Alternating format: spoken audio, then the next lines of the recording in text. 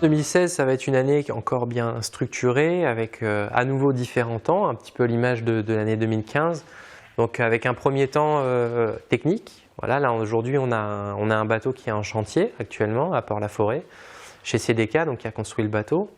Ce bateau il est en cours de réparation, renforcement, c'est-à-dire que voilà, faut réparer ce qu'on a cassé pendant la Transat Jacques Vabre.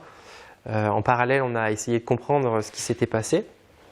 Et donc il y a tout un processus de renforcement de ce bateau qui va être mis en place cet hiver, en plus des optimisations qu'on avait pu identifier sur les phases de navigation de 2015. Donc un temps technique qui va s'étendre jusqu'à quasiment fin mars, on va dire au plus tard, mi-mars, fin mars.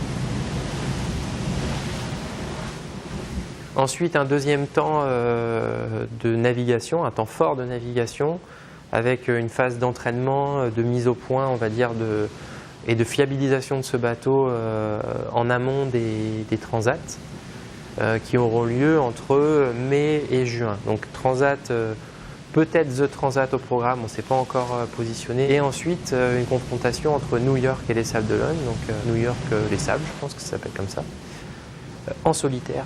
Et cette fois-ci sur notre beau bateau. Ça va être la dernière confrontation en course avant le Vendée Globe, très importante pour nous.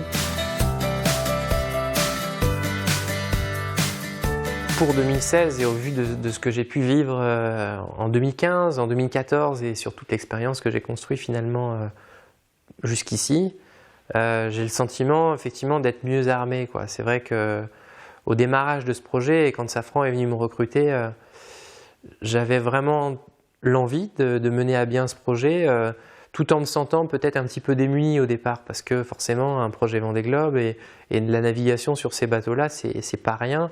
Quand on vient du Figaro, il nous manque forcément aussi des armes et des cordes à son arc pour pouvoir mener à bien ce projet-là et être performant sur l'eau.